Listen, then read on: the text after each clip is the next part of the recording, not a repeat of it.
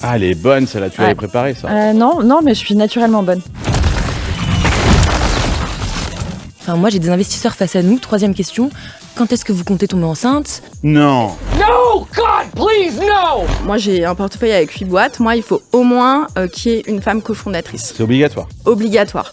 Et ce qui m'aide à faire un énorme tri quand je reçois les decks.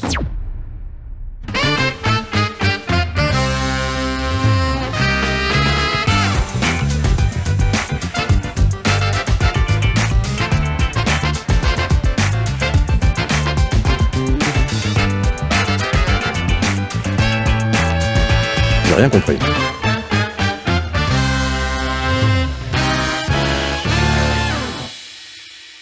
Hola hola amigos et bienvenue dans ce hors-série de Silicon Carnet. Cet été, j'ai décidé de poser mes bagages ici dans les locaux de Exa qui sont magnifiques et vous faire découvrir ceux qui font la tech en France. Je voulais remercier nos 2 partenaires, KPMG Pulse et Notion, sans qui cette émission n'aurait pas pu avoir lieu. Allez, on retrouve mes invités. Ils sont où? Par là? Là-bas. Cette semaine dans Silicon Carnet, je vous demande d'accueillir à mes côtés Solène Boquillon-Le Goisiou. Parfait. Je l'ai bien dit? Ah, super, hyper Parce bien. qu'il faut absolument dire Le Goisiou parce que tu es... Bretonne. Exactement. Et que si je ne dis pas... Le Goisiou, on voit plus que je suis bretonne. Voilà, et c'est exactement. important Et quand c'est on est important. breton. Et c'est important. dire. Tu es le CEO de SoftKids Oui, et tu es aussi business angel. c'est exact. Et à tes côtés, une copine que vous connaissez, Oui. Tout à fait. Marie Houtier, qu'on ne présente plus, qui est entrepreneur avec un E et investisseur avec un E également.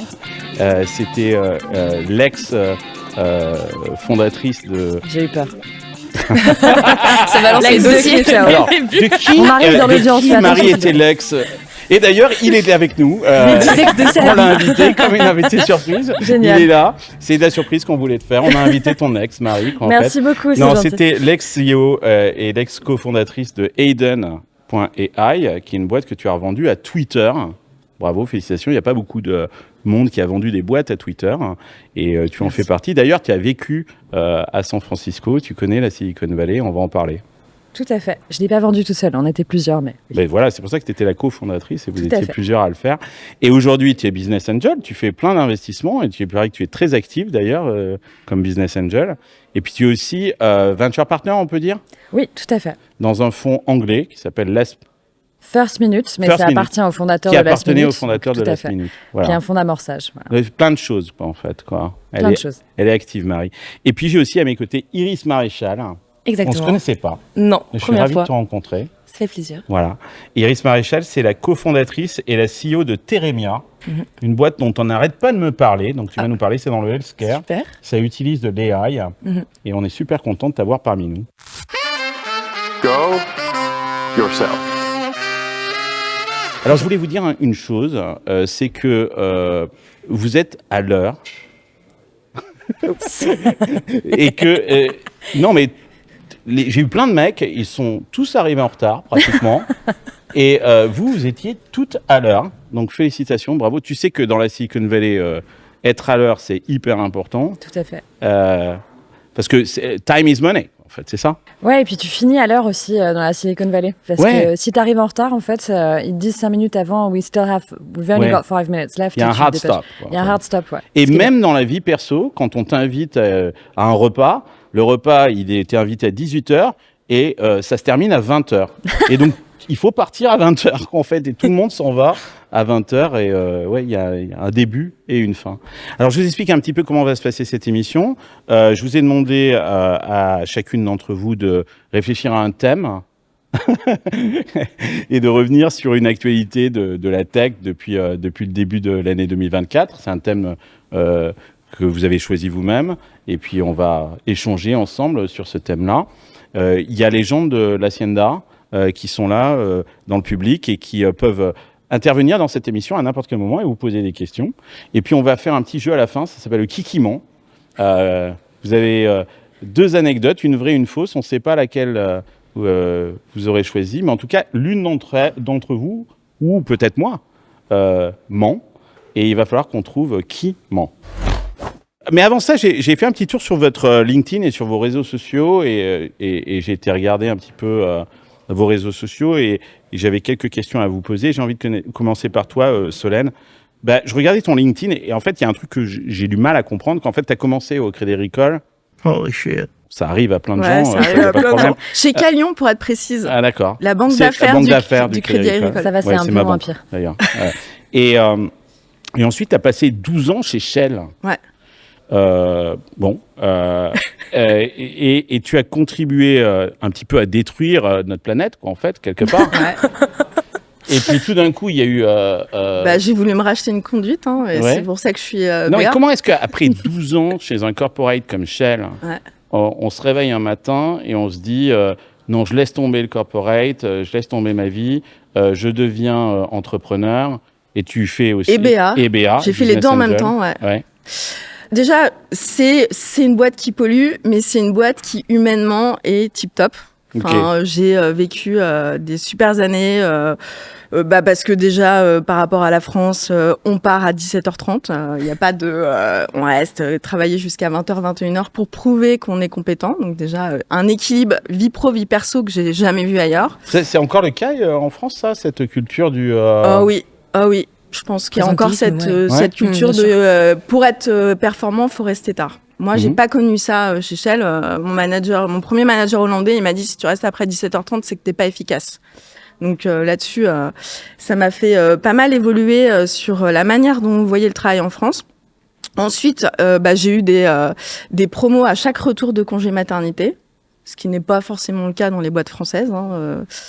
Et enfin, et c'est ça qui m'a donné envie de créer SoftKids chez Shell, c'était les compétences humaines et pas les diplômes qui prévalaient sur tout. Et donc notre carrière, notre potentiel, Non, la mais manière... là, tu nous fais une promo de Shell. Moi, Bah ouais. sincèrement, j'ai acheté une Tesla, je vais revendre ma Tesla et je vais reprendre une voilà. voiture à combustion, quoi. Et donc, j'ai eu une super carrière là-bas. Ouais. Et ce qui s'est passé, c'est que j'étais DRH de la stratégie des centres de services partagés, donc c'est 15 000 collaborateurs en Europe, Asie, Afrique. Mhm. Et on m'a demandé de travailler sur l'impact de l'intelligence artificielle. Alors là, je t'arrête. C'est pourquoi est-ce que les corporates inventent toujours des titres complètement à la con qui ne veulent strictement rien dire et des missions débiles comme ça? Ah plein, ouais. Enfin, c'est quand on est en corporate qu'on se rend compte qu'il y a quand même beaucoup de bullshit jobs, ça Ouais. c'est clair.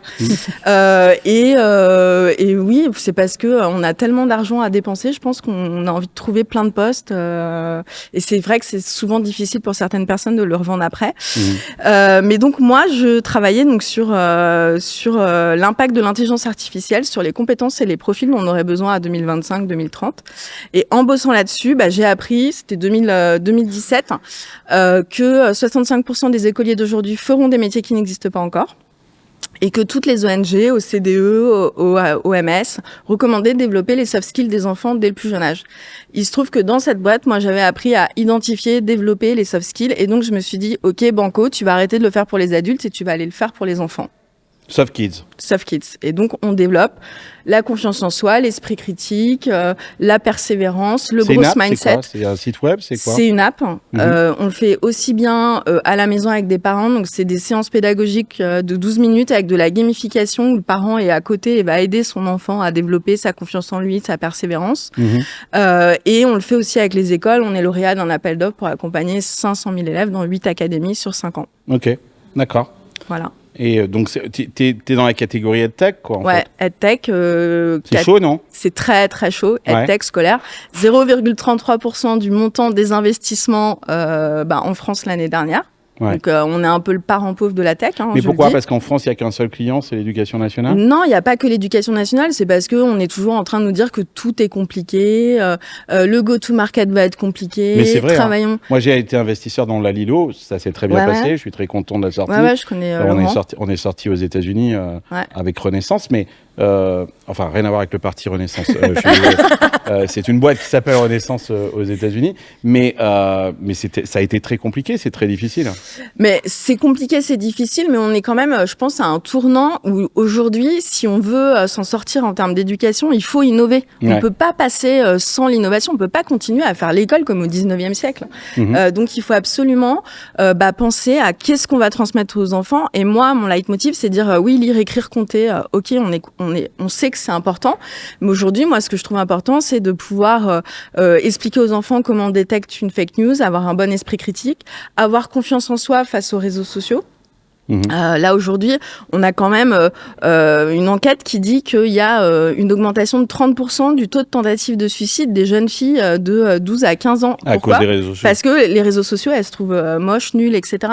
Donc là-dessus, il faut vraiment accompagner les enfants vers la réussite, le bien-être et leur expliquer dans quoi est-ce qu'ils ils sont et dans quoi est-ce qu'on vit au XXIe siècle. Et l'éducation du XXe siècle n'est pas du tout l'éducation du XXIe siècle. Et moi, je préfère penser à qu'est-ce que je transmets aux enfants plutôt que comment je les transmets et quelle est la posture parentale que je dois avoir.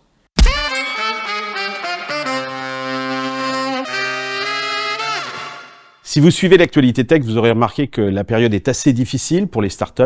Plus que jamais, les fondateurs ont besoin de partenaires fiables et compétents qui les accompagnent et qui les conseillent au quotidien. Quand on a réfléchi à un partenaire pour ce hors-série de Silicon Carnet, on s'est dit qu'il fallait qu'on trouve une entreprise qui soit solide et qui accompagne les startups dans les bons et dans les mauvais moments. Et on a immédiatement pensé à KPMG Pulse. Je vous propose, avec ce petit clip, de découvrir comment KPMG Pulse accompagne les startups au quotidien. KPMG Pulse accompagne les startups et scale-up de tout secteur, partout en France, au quotidien comme sur les sujets de croissance. KPMG Pulse, partenaire de toutes les startups.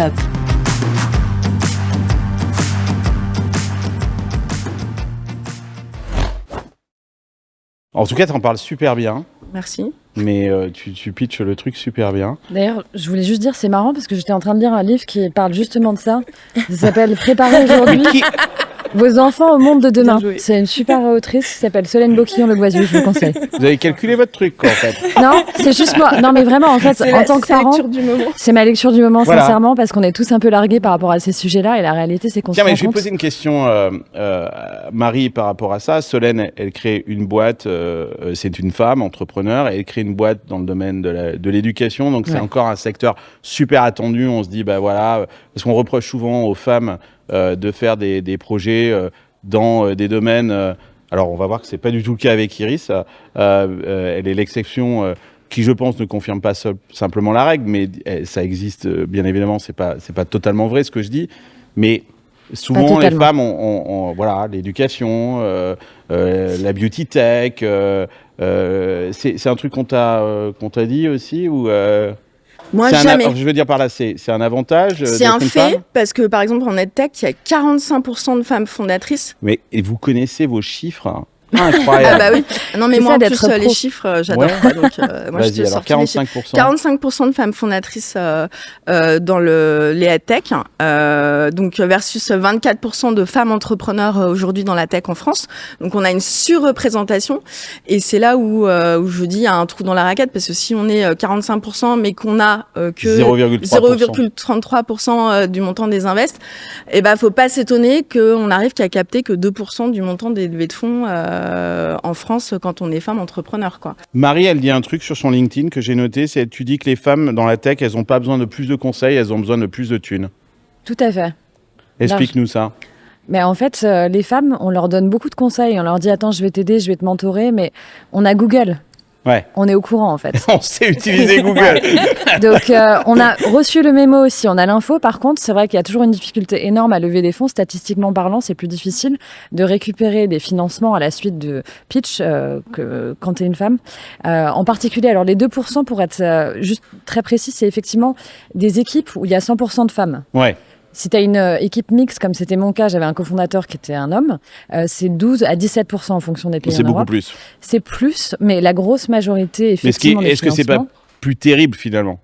C'est-à-dire de se dire ah mais il y a un mec à côté donc. C'est pas vraiment comme ça. En fait, faut Ouais. pas le voir comme ça. Faut aussi pas oublier que les boîtes, les VC, capitaux risques, ils essaient d'investir pour réduire leurs risques en l'occurrence. Et en fait, déjà c'est prouvé que la diversité apporte plus d'innovation en moyenne. Donc si tu cherches à investir dans quelque chose qui va être innovant, bah, c'est bien d'avoir de la diversité. Et puis en plus, c'est juste que oui, tu réduis ton risque parce que t'as aussi s'il y a quelqu'un qui tombe enceinte, et ben t'en as pas deux et t'as tous ces facteurs-là. Il faut pas les ignorer. Ils sont réels. Ça ne justifie pas Ce pourcentage de 2%, c'est lamentable. C'est-à-dire que les gens font pas l'effort. Moi, j'ai investi dans une 30aine de startups. Je me suis donné un objectif en me disant, je vais investir dans au moins 30% de mon portefeuille où il y a au moins une femme. Donc mieux que les 12%.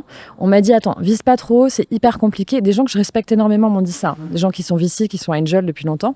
Aujourd'hui, il y a 55% de mon portefeuille où il y a au moins une femme et j'ai investi dans 30 boîtes. Donc en fait, c'est complètement faisable. C'est juste qu'il faut se fixer des objectifs. Mais justement, nous, on est 2 femmes cofondatrices en IA Tech Santé. Donc, autant te dire le crossover de l'enfer. Félicitations. C'est compliqué. Et en fait, il y a plusieurs freins. Déjà, il y a le fait effectivement que tu arrives devant des investisseurs qui sont majoritairement des hommes.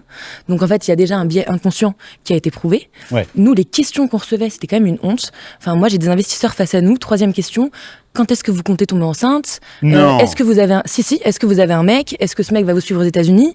Il y en a même un qui a appelé un de nos clients en nous disant mais je comprends pas laquelle des 2 codes. Est-ce qu'il y a un geek dans l'équipe?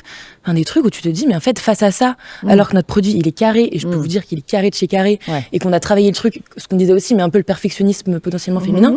Notre truc il y avait du contenu et malgré tout on s'est pris des réflexions inadmissibles. En France, aux États-Unis pas du tout. Et ça parce qu'on a fait les 2. C'est vachement intéressant. Exactement. Parce que Carlos, tu vis aux États-Unis depuis longtemps. Moi, j'ai vécu en Angleterre pendant très longtemps et aux États-Unis. Et clairement, j'ai levé des fonds dans tous les pays dont on vient de parler, mais aussi en Allemagne, etc. Il y a des biais de ouf qui sont pas du tout les mêmes. Et en France, il n'y a pas de formation en moyenne sur les biais inconscients.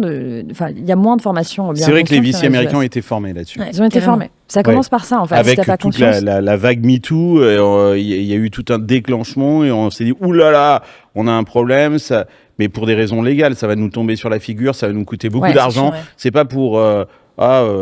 moralement, c'est nul, quoi. Non, c'est légalement, il y a un problème, on va former tous les partenaires, on va leur dire machin, et ils sont tous maintenant au garde à vous. Aux US, c'est toujours comme ça. Il y a toujours une question légale. Ouais, c'est ça. On a mis tout le monde au garde à vous là-dessus. Mais tout le monde en a, hein, pour être clair, des biens inconscients. Moi, j'en avais énormément aussi. En fait, c'est ça le truc, c'est que les gens disent non, moi, j'en ai pas. Mais si, on en a tous. Bien sûr. Mais tu t'es donné un objectif de 30%. Pourquoi pas 100%? Alors, moi, je crois pas à ce modèle-là. Ouais. Parce qu'en fait, c'est pas le reflet. Mais tu disais que la diversité était importante dans une équipe. Ouais. Mais c'est pas obligatoire. C'est comment En fait, si tu veux, moi, je crois pas au modèle 90%. où tu dis 100%. C'est comme si je disais, je vais investir dans 100% de boîtes où il y a des hommes, aucune femme. Tu vois, dès que tu dis des trucs comme 100%, ça marche pas, en fait, parce que c'est pas le reflet de la société dans laquelle on vit. C'est-à-dire que je veux pas exclure des boîtes où il y a effectivement des boîtes où il y a que des cofondateurs, fine. Il y a des boîtes où il y a que des cofondatrices, fine.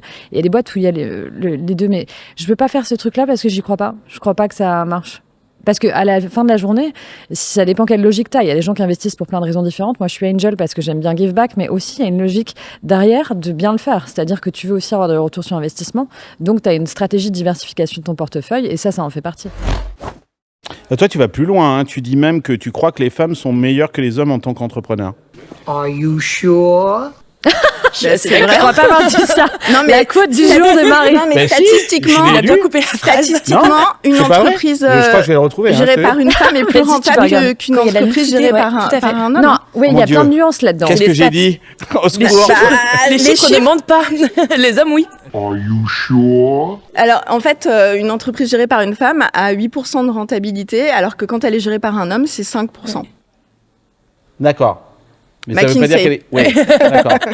Donc sa rentabilité est supérieure. La rentabilité est supérieure. Ok. Et puis, statistiquement, on crame moins de cash, quand même. Parce que c'est dur de le récupérer, de le lever. Exactement. Quand tu galères à lever des fonds, donc, tu fais chaque dollar. On va burner moins parce qu'on n'est pas sûr de relever. Quoi, mais c'est clairement, on burn vachement moins, quoi. Ouais. Mais sur plein de trucs, quoi. Enfin, moi, je vois mes potes entrepreneurs, ils ont l'expense facile. L'expense facile. Nous, on l'a pas du tout, quoi. Est-ce que c'est vrai que vous avez créé en France, moi j'arrive, je pose mes bagages, je découvre un peu la tech en France. Est-ce que c'est vrai que vous avez créé un groupe WhatsApp où il y a que des meufs dedans?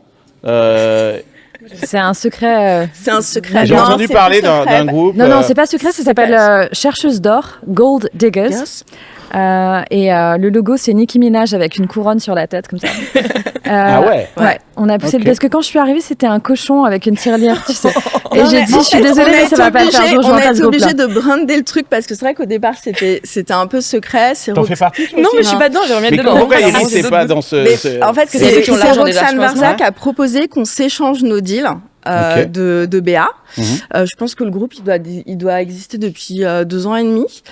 Vous imaginez si nous on fait ça, les mecs, c'est-à-dire qu'on crée un groupe. Mais on vous dit, faites ça. c'est déjà le cas. Vous faites ça. Vous êtes sur WhatsApp en train de vous envoyer des deals toute la journée, Carlos. Pas de femmes dedans. Non, mais Ça arrive déjà, en fait. ça Moi, arrive déjà. je peux y aller dans Gold Diggers. Bah, Bah on non. s'est posé la question. Bah si tu fais une transition, tu peux. Non, mais si tu rencontres les mêmes difficultés Non, que les femmes, et en fait, ouais. on a beaucoup réfléchi justement parce que on a créé un roundtable et donc il fallait avoir un nom, brander un peu plus le truc. Donc en plus, on a eu plein de discussions sur le nom, quel nom on allait avoir, Gold Diggers, etc. je trouve ça top. Hein. Et, C'était clivant, Ouais. Et en fait, l'idée, voilà, c'est de se refiler nos deals et nos decks, et de dire, voilà, on va s'aider et on investit aussi bien. Enfin, chacune a sa thèse d'investissement. Quand on arrive, on dit, voici ma thèse d'investissement. Moi, par exemple, j'ai un portefeuille avec 8 boîtes. Moi, il faut au moins qu'il y ait une femme cofondatrice. C'est obligatoire. Obligatoire. Mmh. Et ce qui m'aide à faire un énorme tri quand je reçois les decks, hein, parce que comme ça. Mais voilà, on a chacune nos thèses et puis on s'échange les bonnes pratiques et puis on peut faire via Roundtable certains SPV dans lesquels il y aura aussi des hommes. Et souvent, on vient nous chercher. Souvent, on poste des choses et il y a, il y a ce deal, les mecs qui veulent avoir une cap table avec un peu plus de femmes parce qu'ils n'arrivent pas à en trouver. No way. No. Si, ça c'est un vrai truc. Ah bah bien c'est sûr. tout le temps. Ok. Mais d'ailleurs, il y a deux entrepreneurs qui sont à la Silicon Valley maintenant, Marie Schnigans et Michael, qui ont monté une boîte et ils ont dit on veut 50% de femmes. Les gens leur ont dit laissez tomber, c'est impossible. Et ben ils ont dit si, on lâchera pas tant qu'on n'aura pas. Et c'est comme ça que moi j'ai récupéré ce deal-là de Nicolas Dessaigne, qui était CEO d'Algolia, mais à l'époque il était partenaire chez YC. Et jamais de la vie j'aurais eu connaissance de ce truc-là parce que je les connaissais pas. Et donc c'est ce fameux truc en France qui est très mal vu qui s'appelle la discrimination positive. Et il y a des gens Alors qui qu'aux peuvent États-Unis, s'insurger. on ne fait que ça. Quoi, Mais en on fait. ne fait que ça aux États-Unis. Alors Avec moi, des franchement, quotas. mais oui, les quotas. Moi, je suis pour les quotas dans l'investissement. Je trouve que c'est très bien. Et pour revenir à ton point, ce serait honteux si nous on faisait un truc, on interdisait l'accès aux femmes. Mais le truc, c'est que c'est pas comme ça qu'il faut y penser. C'est que si tu veux, c'est déjà le cas en fait. La plupart des groupes sont uniquement avec des hommes. C'est pas que t'interdis l'accès aux femmes, mais en fait, on n'est pas vraiment dedans. Donc à un moment donné, c'est bien de corriger les trucs et juste de corriger l'asymétrie d'information.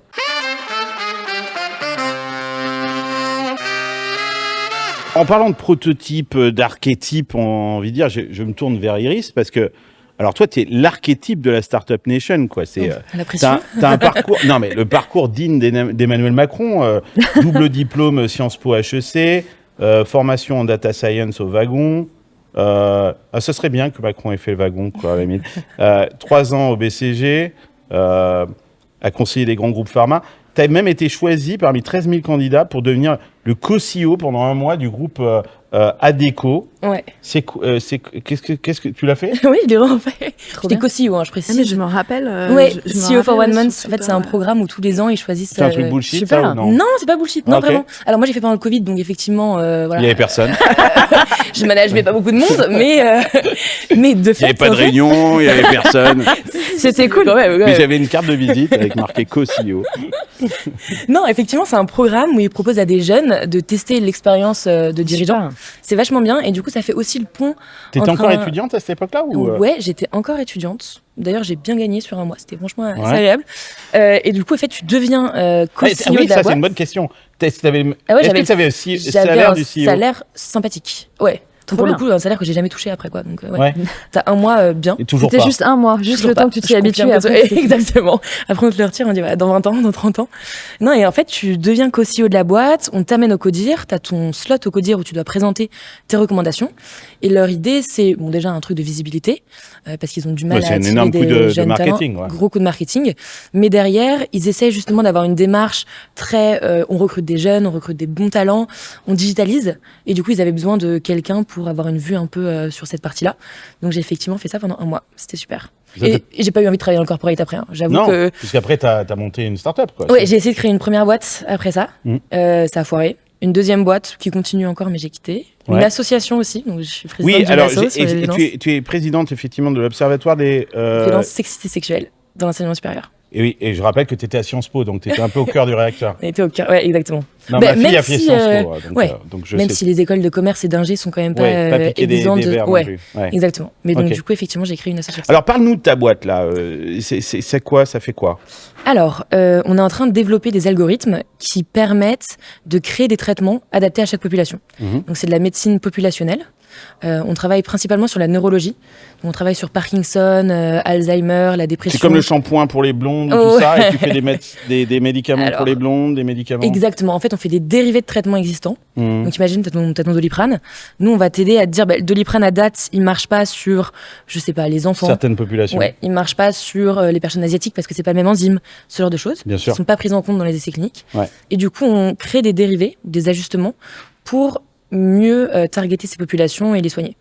Et en neurologie, c'est essentiel de faire ça. Vous commencez par la neurologie? On commence par la neuro, qui est quand Ok. même le plus dur. Ouais, Mais, c'est ce que j'allais te dire. Ouais, neuro, un peu compliqué. Ouais. Mais typiquement, les antidépresseurs, c'est n'importe quoi. Les psychiatres nous disent que c'est vraiment fait au doigt mouillé. Ouais. Donc en fait, ils te mettent la même dose pour tout le monde. Tu reviens 2 semaines après, tu as des symptômes de tous les côtés. Ouais. Et donc en fait, nous, on travaille sur des données de santé. Mhm. On met en place des algorithmes. Donc c'est vraiment des maths et des stats, hein, rien de très sorcier. Et on arrive à regrouper les patients en fonction de leur réponse au traitement, de comprendre le rationnel derrière et de proposer des ajustements au groupe pharma et biotech. Donc notre modèle, c'est quand même de travailler pour... Et la data, tu la trouves où? La data, on fait des partenariats avec des instituts de recherche. Ouais. Donc là, on travaille avec l'Institut du cerveau, on essaie de travailler avec la PHP. Aux États-Unis, on a récupéré plein de données. Donc on Ouais. a fait le plein là-bas, Ok. parce que c'est beaucoup plus ouvert là-dessus. Et donc en fait, à chaque fois, on récupère 70 000 patients sur 5 ans, plein de caractéristiques sur eux. Mhm. Là, on fait un truc sur Parkinson incroyable, où on regarde l'impact de la pollution sur le déclenchement de la maladie de Parkinson, Alzheimer, les différences hommes-femmes. Parce que personne n'a regardé ça avant. Ouais. Tu te dis quand même, c'est ouf. Moi, Mais- j'ai investi dans une boîte qui est basée en Angleterre, dirigée et cofondée et dirigée par une femme qui s'appelle Hélène et qui s'appelle Wild AI. Ah bah, je Tu l'ai les rencontrée. connais Ouais, bien sûr. Elle est topissime. Elle est elle, hein. incroyable. Et, ouais, elle et- fait une application, en fait, toutes ces applications de sport, tu sais, de coaching pour... En fait, elles sont entraînées, ces applications, sur des données d'hommes et jamais de femmes. Donc, en fait, toutes les recommandations, tous les calculs qu'on fait sont absolument faux pour la moitié de la population. Et donc, elle fait ça, qu'en fait, C'est ça marche vachement bien. plutôt pas mal. Il y a plein d'études en ce moment sur l'impact du cycle hormonal sur le sport, notamment par rapport au JO. Parce qu'en fait, en fonction de la date de l'épreuve, Bien évidemment. si la personne est à ses règles à ce moment-là, ça peut créer des différences de performance. Les Russes l'avaient bien compris hein, à Je crois l'époque qu'effectivement. du bloc soviétique, cette histoire-là. Eux, ils avaient Et des adapté petits leur sujets. algorithme immédiatement, C'est vrai. en fait. Effectivement. Ouais. Et donc, du coup, et même sur les traitements. Ouais. Tu vas prendre un traitement en début de journée ou au début de ton cycle, ça peut faire varier ça. Ouais. Et c'est quand même ouf que personne n'ait voulu regarder, quoi. Ouais, c'est dingue. Et donc, nous, on s'intéresse à ça. Et voilà. Vous en êtes où, là? Alors, plein de choses. Là, du coup, on a signé notre premier client aux États-Unis. Bravo. Ça avance bien. Félicitations. Ouais. Full, ça fait plaisir. C'est un peu Ouais. le premier truc. L'algo avance super vite, donc c'est bien. On recrute nos premiers ingénieurs. Donc, à date, on a La que boîte, des elle a femmes. combien de temps? On s'est rencontrés il y a 1 an. On Ouais. a incorporé en Oh, ça décembre. va super vite, hein. Ça va super vite. Bon, après, on bosse nuit et jour. On est au taquet de chez taquet. Ouais. Bah voilà, là, on Et est. vous avez levé combien? Alors, c'est pas encore annoncé officiellement, Ok. mais on a une bonne Exclu. nouvelle à annoncer bientôt. Et on cherche encore des angels, by the way. Ok. Et moi, femmes, j'aurais pas dû parce que j'en venir manque. parce que sincèrement, depuis que j'ai fait 6 émissions, j'ai dû lâcher je sais pas combien. J'ai ton rencontré carnet de Arfan chèques sur toi, Arwani de Biomemory qui m'a piqué 50 000 balles. Hésite pas. hein, Oui, d'accord. Non, mais c'est vachement intéressant. Tu regardes ça? Non, mais On a- merci. bah, mais on va n'a avoir pas, un on n'a chat pas tout à l'heure. reçu. Non, mais qu'est-ce que vous Frédéric foutez dans les votre groupe là, de Gold Gold Digger, Diggers, on va quoi, en là, fait? c'est dingue. Attendez, c'est moi qui fais du gold digging, quoi, en fait, et je peux pas être dans votre groupe. Bon, Marie, je l'ai dit tout à l'heure, tu as revendu ta boîte à Twitter. T'as déjà parlé de mes ex et tout ça. donc- J'ai parlé de tout tes couvert, ex. Non, et tu sais que je vais te poser cette question-là, je te l'ai dit, qu'en fait, j'avais envie que tu nous racontes Musk. Non, je te dis, c'est le seul truc dont je parlerai pas. Mais si, mais... Non, mais c'est en fait, quand tu pars aux États-Unis, tu bosses pour une boîte américaine, tu crois que tu rejoins la ligue de la NBA, mais tu rejoins la ligue de la NDA, c'est Non-Disclosure Agreements. Ah, elle est bonne, celle-là, tu l'avais Ouais. préparée, ça. Non, mais je suis naturellement bonne. Ah oui, c'est vrai. Et Je donc, suis assez impressionné, en fait. Et tu signes tout un tas de trucs qui font que tu n'as pas le droit de discloser des détails qui ne sont pas publicly available. La bonne nouvelle, c'est que tout est déjà publicly available, donc je n'aurai pas de scoop de toute façon, puisque je pense que tout le monde a Je te demande suivi pas un scoop, l'affaire. mais je te demande, tu es arrivé, d'abord, tu n'as pas vendu ta boîte à Twitter quand Musk Non, j'ai vendu tu l'as vendu avant que Musk rachète Tout à fait, ouais, Twitter. c'était en 2019. Mais moi, on en a parlé en privé ensemble. Et moi, j'ai trouvé un truc super intéressant. C'est, en fait, tu as été déçu par la Silicon Valley. C'est-à-dire que tu m'as dit, j'ai vendu ma boîte à Twitter. En gros, j'avais l'impression de rejoindre la Champions League, indépendamment de cette histoire de Musk, etc. Et en fait, tu as été vachement déçu par la Silicon Valley. Ouais, je pense que en fait, tu sais, parfois les fantasmes sont quand même mieux que la réalité. Ouais. Donc j'avais tout ce truc où j'admirais tellement la Silicon Valley, mais la Silicon Valley en fait c'est très varié et il y a tout un tas de catégories différentes. Et quand tu arrives là-bas, en fait, tu vois qu'ils ont les mêmes problèmes que tout le monde. Après Twitter, Même plus, je dirais. Hein. Même plus. Toi, tu dois bien le savoir aussi, mais Twitter, je pense que c'est pas du tout privé, donc je peux le dire, mais c'était une boîte qui avait 13 ans, donc c'était un teenager quand je l'ai rejoint, et en fait, elle n'avait pas vraiment atteint son potentiel. C'est une boîte particulière si vous utilisez Twitter, parce que elle a été très, très connue au début à cause des VC, qui utilisaient énormément cet outil à titre perso et les journalistes, et donc ça a été surfinancé, alors que ça n'avait pas encore vraiment atteint son product market fit global. Et ensuite, c'est une boîte qui est devenue tellement énorme que tous les présidents du monde, Macron y compris et Trump, l'utilisaient chaque jour. Et Imagine puis un produit, les journalistes, tout le monde, mais ils n'arrivaient pas à monétiser à la hauteur de cette utilisation. Donc moi, je trouvais que c'était super intéressant, mais tu démystifies aussi beaucoup de choses et bah, en fait, la réalité, c'est qu'on dit rencontre jamais tes héros, mais je pense que c'est pas mal d'aller les rencontrer parce que tu déconstruis et finalement tout le monde est humain et personne n'est effectivement parfait ou supérieur. Et en l'occurrence, ça, pendant le Covid, je peux le dire aussi, c'est une boîte qui a eu tellement de succès parce que tout le monde s'inquiétait de la situation et donc ils allaient tous sur Twitter. Les chiffres d'usage, d'utilisation explosé. On était 4000 quand ma boîte s'est faite racheter en 2019, ce qui n'est pas grand-chose. Les gens ne se rendent pas compte. Mais en fait, Twitter, c'était une toute petite boîte. À l'échelle de la Silicon Valley, tu avais déjà une centaine de milliers d'employés chez Facebook, chez Google. Et tu n'avais que 4000 personnes chez Twitter, qui avaient une place quand même énorme dans le monde. Ça a permis le printemps arabe, ça a permis plein de belles choses aussi, même si ça a aussi permis que Trump soit élu. Mais ça, c'est la belle époque de Jack Dorsey, quoi, en fait. Ben, la belle époque et effectivement, il s'est passé pas mal de trucs après, mais en gros, on a doublé la taille de la structure. Donc moi, quand je suis arrivée, on était 4000 et quelques années plus tard, juste avant que Musk finalement fasse une offre de rachat qui soit acceptée par le board, on était 8000. C'est-à-dire qu'on a doublé la taille de la boîte pendant en le très peu de Covid, temps. parce qu'il y a eu énormément d'usages pendant le Covid. Parce qu'il y a des décisions qui ont été prises que moi, je ne trouvais pas bonnes. À l'époque, il y avait aussi Clubhouse qui était en train de monter Tout à fait. en flèche et il fallait absolument contrer Clubhouse. D'ailleurs, il y a eu à un moment une tentative de rachat qui s'est pas faite, quoi, en fait. Et puis, Musk débarque avec son évier. Ouais. Et ce qui est plus intéressant... Explique, parce que culturellement, ça veut dire quelque chose, ça, cette histoire. Le lavabo. Ouais, en fait, alors les Français vont peut-être pas le percevoir, mais il y a une expression en anglais qui dit I'm going to throw everything away but the kitchen sink. Ça veut dire je vais tout jeter, tout doit disparaître. Sauf l'évier. Donc c'est cette fameuse blague. Et donc lui est arrivé effectivement le deuxième jour du rachat avec...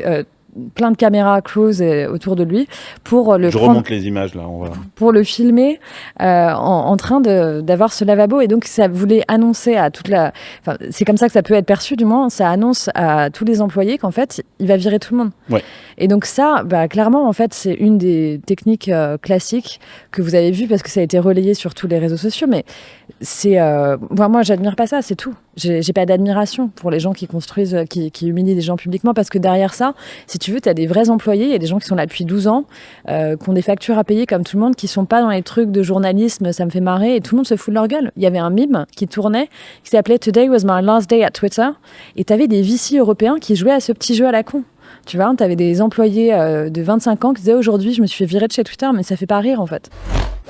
Alors justement, un des sujets tu voulais qu'on parle, c'est un sujet dont on a parlé dans Silicon Carnet, on s'est posé la question de savoir si la Silicon Valley ne devenait pas de droite, parce que historiquement, et depuis de nombreuses années, c'est un lieu très progressiste, qui a majoritairement voté démocrate à toutes les élections. Et là, il semblerait que la donne change en ce moment. On voit un courant libertarien qui a toujours existé dans la Silicon Valley, mais qui occupe de plus en plus de place médiatiquement, en tout cas. Comment tu le définis, toi, le courant libertarien? Parce que je crois que les Européens sont moins exposés à ça, parce qu'on n'en parle pas. C'est moins d'État, plus de liberté d'entreprendre, un capitalisme et puis aussi une sorte de méritocratie, c'est-à-dire un modèle qui est basé sur la méritocratie et sur l'individu, quoi, plus que sur l'État. Je parle sous le couvert de Ekal, que je regarde dans le public et qui connaît bien en fait toutes ces définitions-là. Mais je suis pas certain, pour vivre dans la Silicon Valley, que la Silicon Valley soit complètement devenue de droite. Je pense qu'elle est encore majoritairement progressiste et démocrate. Mais c'est vrai que médiatiquement, et on parlait de Musk, on peut parler de Peter Thiel. Bien sûr. Je pense que Sam Altman avance aussi un petit peu caché, avec une tactique un peu à la Mark Zuckerberg, où lui, il demande pardon quand il fait une connerie, en fait, à l'inverse de Musk, qui lui ne demande jamais pardon. Mais il y a effectivement quelques voix très libertariennes. Je pense au podcast All In Podcast, Bien avec sûr. David Sachs. Avec David Sachs. Jason Calacanis. Et c'est dingue, parce que Jason Calacanis, c'est un mec qui était ultra-démocrate, et qui en tout cas se revendiquait en tant qu'ultra-démocrate. Et quand on regarde leurs propos, David Sachs les a complètement contaminés. David Sachs, c'était lui qui a repris. Il était dans les bureaux de Twitter tout le temps pendant le hostile takeover. Il était là tout le temps. Donc, si tu veux, globalement, il faut quand même parler de la PayPal Mafia, parce que je pense que c'est intéressant. La French Il fait Tech partie de la fantasme PayPal beaucoup. Mafia. Tout à fait. Avec Elon. Avec Elon, avec Reid Hoffman, qui est pour le coup... Qui, lui, pour le coup, est complètement de l'autre démocrate. côté, et qui est un homme d'une intelligence extrême. Oui, mais il nous explique quand même qu'il parle avec Biden et qu'il va très très bien.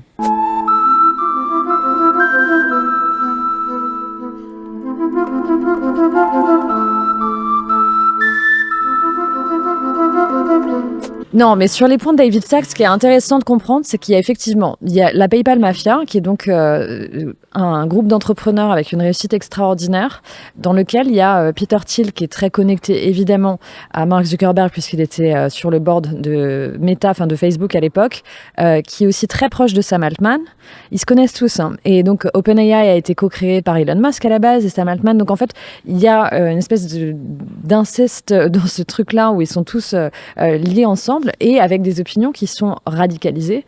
Peter Thiel étant quelqu'un d'assez clivant, mais qui, en plus, a vachement aidé. Alors, moi, j'ai adoré son livre. Je tiens à le dire parce qu'il y a de l'ambivalence dans... Zero to One. Ouais. Zero to One, c'est vraiment un livre. Un livre qu'il faut absolument lire. Mais il est si incroyable. vous lancez une start-up. Tout à fait. Moi, ça m'a stressé, franchement. Attends, ça t'a stressé? Ah ouais, tu vois une forme de succès qui semble un peu irréel. Tu vois, c'est vrai que tu te dis au quotidien, tu vois comment je le fais, et je trouve que c'était un peu loin de la réalité que j'ai vécue. En tout cas, tu vois, j'avais, le côté, et surtout, ça fait comparé à ce qu'on voit en France en termes d'écosystème d'entrepreneuriat.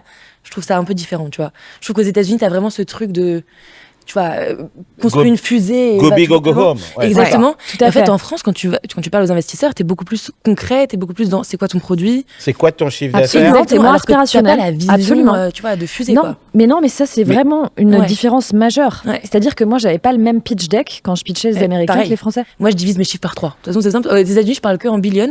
France, j'ai les vrais chiffres, tu vois. Parce que sinon, ils te regardent Mais pas. est-ce que c'est pas ça? Est-ce que justement, c'est pas ça ce qui manque un peu à la France, justement, cette Moi, je pense que si. Je pense que c'est nécessaire d'avoir plus. On est dans les bureaux d'Exa, donc Exa, ils sont un peu dans cette philosophie de Y Combinator, de Paul Graham, etc. Et donc, si, je pense, et de Sam Altman en l'occurrence, mais il y a du bon là-dedans. Il n'y a pas que du mauvais. Par contre, il y a une partie qui s'est radicalisée. Et donc après, tu te retrouves avec des David Sachs qui invitent tout un tas de gens très riches, puisqu'ils ont le réseau, bien sûr, chez lui à San Francisco le 7 juin, pour lever des fonds, une petite sauterie pour lever des fonds. Il finit avec 25 millions pour Trump. en une soirée? En une soirée. Voilà. Et donc, en fait, la puissance Qui de en ce a bien réseau besoin est telle... pour payer ses procès. Tout à fait. Ça a l'air de marcher d'ailleurs.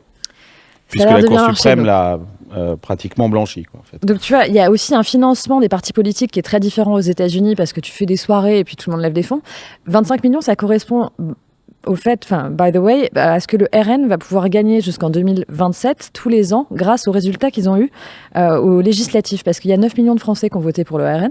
Du coup, ils ont récupéré les financements, ils peuvent se désendetter. Donc, le financement... Ça va permettre de payer la dette russe. Je ne commenterai pas là-dessus. Mais tous ces trucs-là sont très... donc le capital et ce que tu peux en faire, oui, en fait, c'est très politique. moi, je pense que c'est presque beaucoup plus cynique encore que ce qu'on pense. Tu veux dire plus cynique de Peter Thiel qui se fait transfuser du sang de personnes de 25 ans pour de vrai. Hein, mais Johnny Hallyday aussi. Mais il est plus là, tu vois, ça n'a pas très bien marché. Non, mais je pense c'est en fait beaucoup plus cynique. Aujourd'hui, les fonds dans la Silicon Valley sont sous une énorme pression de la part de leur LP pour rendre de l'argent. Et que la Silicon Valley considère que Joe Biden est un obstacle à la liquidité de leurs investissements par le FTC, par des situations. On a vu qu'il y a très peu de M&A qui ont été faits ces dernières années. En l'occurrence, parce que beaucoup ont été bloqués par la FTC, l'autorité de régulation en fait aux États-Unis. On se rappelle de Adobe avec Figma, par exemple, qui n'a pas pu. Et que les investisseurs dans la Silicon Valley pensent que Trump va. En fait, c'est pas de droite ou de gauche. Il faut voir ça comme un robinet Afrique, où on tourne le robinet à gauche ou à droite selon le débit, quoi, en fait, quoi. Donc, s'il faut tourner le robinet à droite pour qu'il y ait plus de débit dans le robinet, on va tourner le robinet à droite. Si tu veux, les républicains aiment dire que les gens de la Silicon Valley sont des espèces de communistes. Mais moi, j'ai jamais vu des communistes rouler en Tesla à 250K. Donc, en fait, c'est pas le cas. Les gens ne comprennent pas parce que cette nomenclature de la gauche et la droite est pas du tout pertinente aux États-Unis, parce que ramener en France, ça veut dire autre chose. Mais en réalité, le pire, c'est pas que les républicains pensent que la Silicon Valley soit des communistes, c'est que les gens qui sont à la Silicon Valley parlent d'eux-mêmes comme des hippies parce qu'ils vont une fois par an à Burning Man, certainement pour se laver de l'odeur des RSUs, les Restricted Stock Units, qu'ils ont en quantité énorme de toutes les boîtes dans lesquelles ils travaillent.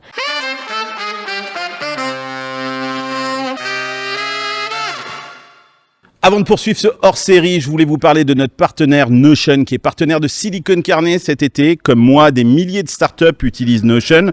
Notion, c'est un véritable espace de travail connecté où on peut créer, partager des documents, prendre des notes, gérer des projets et aussi partager toute la connaissance de sa team. Je suis moi-même un utilisateur de Notion depuis des années. Je prépare par exemple toutes les notes des émissions sur Notion et je peux ensuite les partager avec les fans de Silicon Carnet. J'y ai aussi toutes mes fiches pratiques, mes mailings. J'utilise même la fonction CRM pour manager les opportunités de sponsoring. Notion offre aux éditeurs de Silicon Carnet 6 mois de leur nouvelle offre Plus qui inclut Notion AI en illimité pour que vous puissiez l'essayer gratuitement. Pour accéder à cette offre exclusive, connectez-vous sur ntn.so/Silicon Carnet. Sélectionnez Silicon Carnet dans la liste des partenaires en ajoutant le code partenaire précisé dans la description de cet épisode. Allez, c'est reparti! Je vous propose qu'on parle de tech et de vraie tech avec Iris. Et toi, tu voulais parler justement de Neuralink, encore une boîte de Musk. Je suis désolé. Quoi.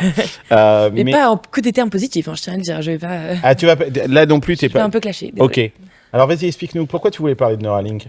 Je pense qu'en fait, c'est un peu une révolution scientifique. Donc, en fait, Neuralink là, a réussi en janvier dernier à poser un implant de la taille d'une pièce de monnaie dans un cerveau humain, à le connecter avec des électrodes et à permettre à quelqu'un qui était paralysé depuis 8 ans d'envoyer via ses réseaux de neurones des signaux électriques et à le mettre sur un ordinateur.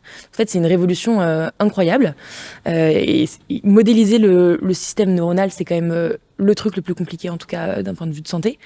Et donc, ça marchait très bien au début, puis au bout d'un moment, ça a moins bien marché. Ouais, exactement. Il a fallu réintervenir. Ouais, et en plus, tu peux te faire pirater la machine. T'as quand même plein de trucs qui peuvent arriver. Le truc peut... il y a des défaillances de tous les côtés. Donc, c'est un truc scientifique où tu te dis, OK, on améliore la vie des patients et c'est incroyable, c'est un truc très positif. Et derrière, tu vois à quel point ça peut être détourné. Et là, je lisais cet après-midi plein d'articles sur ça, justement.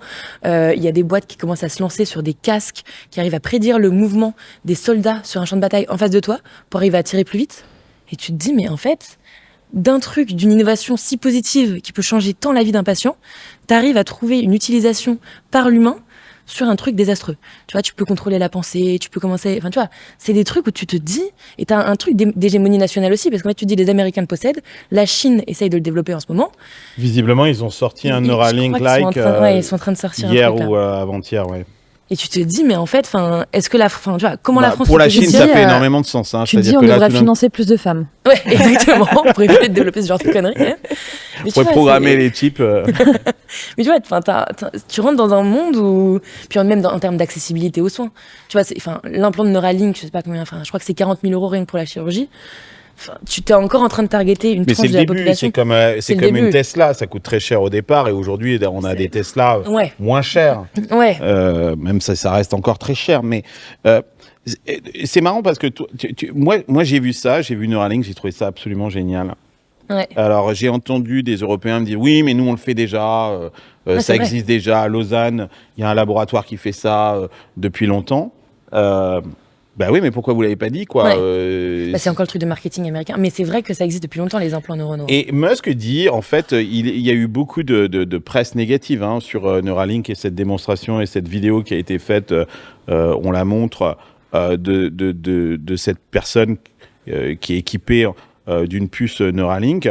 Le New York Times a été super critique et Musk a dit, voyez, c'est parce que c'est une boîte de Musk que les gens sont critiques, alors qu'en fait c'est une énorme avancée pour la médecine en fait, mondiale. Il y a une boîte française qui s'appelle Inclusive Brains qui réfléchit à ce type de technologie. Alors, c'est des casques externes pour le moment, mais ils captent les ondes cérébrales.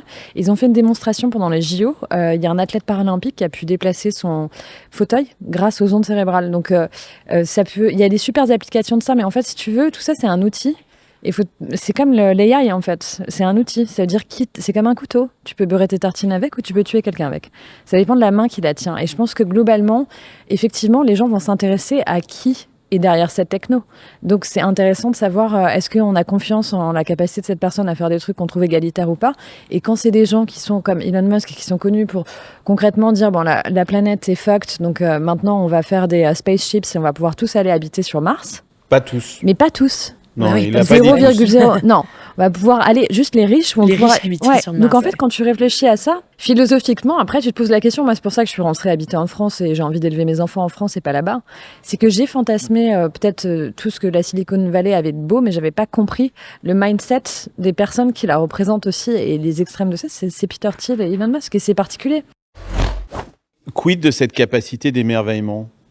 Moi je trouve que les Américains sont incroyables de pouvoir s'émerveiller en fait des choses beaucoup plus que les Européens où les Européens sont très drivés en fait par la morale. Qu'est-ce qui est bien, qu'est-ce qui est mal? Moi je pense que l'avantage c'est que tu prends le meilleur de tous les mondes que tu côtoies. Nous, c'est ce qu'on essaie de faire. Moi, je pense que je suis quelqu'un de très positive en moyenne par rapport, on parlait de French Tech Déprime. Mais je te trouve très anglo-saxonne, en fait. Moi, quand je te lis, quand je t'écoute, quand je te regarde dans les podcasts. Mais je suis anglaise maintenant. Ouais. Officiellement, ouais. Non, mais je pense que c'est un mindset. C'est ce que je disais, c'est que tout le monde peut avoir ce mindset-là. Et c'est ce que tu dis aussi. C'est en fait, tu peux choisir de t'émerveiller. Tu peux choisir d'être cynique. Le problème, c'est quand tu choisis plus et t'es cynique. Et moi, c'était ma hantise dans ma vie. Parce qu'on n'a qu'une vie. Si tu commences à être cynique, t'es fucked. Ouais. Tu vois, c'est long la vie. Les investisseurs ont un gros rôle à jouer dans ça aussi. C'est-à-dire que les investisseurs américains, ils sont toujours dans le OK, c'est magnifique, va encore plus loin. Toi, t'es des investisseurs américains ? Non. Mais du coup, tu les as pas pris. Non, mais ton projet il est incroyable. Tu parles dans la Silicon Valley. Ouais. Alors en fait, nous, l'idée, c'est à terme de bouger plutôt à Boston, où il y a beaucoup plus de biotech. Mais on a rencontré des investisseurs américains et eux nous ont dit, en fait, dès le début, je veux pas que vous leviez 2 millions, je veux que vous leviez 15 et que vous nous fassiez un énorme truc. Oui. Et nous, on a justement plus des advisors français qui nous ont dit, attention, plutôt... Non, mais les écoute pas, quoi. Je suis d'accord, mais en fait, le fait est que, tu vois, on veut recruter des gens français, on a envie de développer aussi en Europe cette solution. Pourquoi ? Parce que tu veux recruter des gens français, pourquoi ? Parce que c'est des top talents. Les Espagnols sont pas bien. Bien sûr, mais tu vois, c'est des top talents, on connaît ces personnes-là, c'est des gens, nous, on arrive à trouver des gens engagés. Mais tu crois que les Américains vont t'empêcher de les recruter ? Ah non, bien sûr que non. Mais ça coûte beaucoup plus cher aussi. Je tiens à dire que les salaires américains, c'est pas la même chose. En France, t'as plein d'aides. Mais ils s'en foutent, les Américains, les VC, que tu recrutes aux États-Unis. Je vous propose de passer à la dernière partie en fait de cette émission, qui est très drôle, qui s'appelle le Kiki ment. C'est un mensonge ? C'est un mensonge. L'un d'entre nous va devoir mentir et nous allons devoir savoir qui ment. Alors, vous allez nous raconter une anecdote. Elle est soit vraie ou soit fausse. Tu veux commencer ? Kiki ment. C'est le Kiki ment. Mais qui c'est qui ment ? C'est pas moi. Alors, moi, ce que je peux vous dire, c'est qu'on a postulé à Y Combinator 2 fois et qui nous ont dit non. Et du coup, sur l'avion du retour, parce que tu prends quand même un avion pendant 9 heures pour avoir 10 minutes d'interview sur place, et après, hop, tu retournes dans ton avion. C'est pas top pour le bilan carbone, je m'en excuse d'avance. On s'est dit, en fait, on va quand même faire le YC Programme. Et donc, on a quand même décidé d'aller s'installer dans la Silicon Valley pendant 3 mois, sans donner d'equity à YC, et de faire comme si on faisait YC. Ah, excellent. C'est énorme. C'est excellent. Avec nos 12 employés. Donc, on a loué un endroit. Mais je te connais, tu es capable d'un truc comme ça. Je sais pas, j'ai pas des... Moi, ça semble réaliste. Ça semble Je ne révèle pas en mes tout cartes. cas, la connaissance, elle est totalement capable de rentrer et d'être tellement vénère. Dire, mais vous savez quoi, on va faire YC quand même, quoi, en fait. On va faire notre YC. Je ne dis rien. Ok, d'accord. Solène. Moi, j'avais une anecdote. Donc moi, j'ai négocié avec 3 ministres de l'Éducation nationale quand j'avais 22 et 24 ans. Avec Luc Ferry, François Fillon et De Robien. Et avec François Fillon, j'en garde un souvenir de dingue parce que j'étais dans son bureau, je négociais avec lui et puis tout d'un coup, sa sonnerie sonne. Et sa sonnerie, c'était Top Gun, quoi. et je me suis dit, mais c'est quoi ce truc, quoi alors qu'on était dans une grosse négo, loi de modernisation des universités. Le générique de Top Gun, celui de l'époque. Hein. Ouais, celui de l'époque. Le truc bien naze, quoi. Et on est en train de négocier, il y a la loi de modernisation des universités, toutes les facs bloquées, et moi, je suis dans le bureau et je suis en train de négocier. Le mec a la sonnerie de Top Gun sur son téléphone. Et là, pour moi, ça a perdu toute crédibilité. C'était lequel des ministres? C'était quand Fillon était ministre de l'Éducation nationale. D'accord, donc c'est Fillon qui avait la musique de Top Gun sur son téléphone. C'était pas Barbie Girl non plus. Ouais, mais... Ok, je commence à avoir un petit peu... Je doute un petit peu de ça. Non, en vrai, le body language, il avait assez vrai. Je trouve que... Toi, tu la Alors, crois. tu mens très bien, mais... Ouais, tu la crois. Vas-y, Iris. Mens un peu. Alors, nous, pour notre première levée précise avec Entrepreneur First, on voulait marquer le coup avec ma cofondatrice. Et on a décidé de faire un petit truc un peu pour commémorer le moment. Et on s'est fait $1 en tatouage, ici. Et on s'est dit qu'à chaque tour de levée, on allait refaire $1. Wait, et tu sais que... Attends. Attention là, parce que là... J'adore. Et dès que c'est exit, on barre. Tu vois, c'est... T'as intérêt de mentir, parce que si tu ne mens pas, il va falloir que tu le montres à la caméra, quoi, en fait, pour prouver que c'est vrai, quoi, en fait. Si c'est vrai, c'est énorme. C'est énorme. Je trouve ça absolument génial. Alors moi, en fait, c'est chaque fois que j'ai levé des fonds, je me suis tatoué un dauphin. J'ai un aquarium. Je vis dans un aquarium toute la journée. Je suis issu d'une famille de communistes. Mais non. Mais non. T'es de Limoges, donc... Ah oui, c'est vrai, je suis de Limoges. Donc on est avec un chromosome de gauche à Limoges. Voilà, déjà. C'est vrai. Oui, c'est très crédible. Donc, c'est très crédible. Hein. Voilà. Je suis né dans une famille de communistes et j'ai fait partie des jeunesses communistes révolutionnaires. Bien. Et j'ai passé mes vacances en RDA. Ça va un peu loin là. Sortie de route là. Ok. Non, mes parents m'envoyaient en vacances en camp en RDA. Et t'as appris quoi en RDA? C'était super. En fait, il y avait, c'était une colonie de vacances. Très honnêtement, ça ne changeait pas grand-chose à une autre colonie de vacances. J'aurais pu aller à Ronces-les-Bains de la même façon. Mais on était un groupe de Français communistes, en fait, jeunes. Je devais avoir une douzaine d'années, jusqu'à l'âge de 14 ans à peu près. On chantait des chants qu'on trouvait plutôt sympas. Le chiffon rouge de la liberté, par exemple. On avait une faucille et un marteau. International. Des choses comme ça. Et c'était plutôt agréable, c'était plutôt sympa. Sauf qu'il y avait des tanks russes. Et tu refusais les priorités à droite. Hein? Et tu refusais les priorités à droite. Non, je refusais pas les priorités à droite. Alors, qui ment? Il y a beaucoup de mensonges là, non? Ouais. On est combien à mentir? J'ai l'impression. Moi, je crois Marie. Moi, je crois Marie, en fait. Je crois Marie. Moi, Solène, j'y crois aussi. Moi, je te crois, toi. Je te vois bien en communiste. Très crédible. Iris, je sais pas. Je pense que c'est Iris qui ment. Ouais. Tu penses que c'est Iris qui ment? Ouais. Ah ouais. Moi, je pense que c'est Solène qui ment. Ah non, ma Top Gun, j'y crois bien. Top Gun Moi, fillon. j'ai pas envie de croire que Iris ment pour une raison très très simple. Je veux voir le C'est parce tatou. que je veux voir le tatouage si c'est vrai, quoi, en fait. En même temps, avec tout ce qu'elle nous a dit avant, quoi, en fait. Ah, c'est difficile à croire. Attends, t'as pas pris d'argent d'investisseurs américains, mais tu tatoues des dollars? Ouais. Toi, j'aurais dû faire un euro, c'est vrai. C'est moi, j'ai moins Ouais, délire. Pour faire la c'est toi patriote qui- jusqu'au bout. Donc, Solène, tu dis qui est-ce qui ment? Iris. Effectivement, je mens, mais on a fait un matching piercing. Et on va en faire un à chaque levée. Très Donc, bien. quand même, j'ai quand même été en RDA, quoi, en fait, en vacances. Et dans un camp communiste, quoi, en fait. Allez, on vous donne rendez-vous la semaine prochaine pour un nouveau Silicon Carnet. Hasta luego, amigos, et bon été. Bye bye, cheers.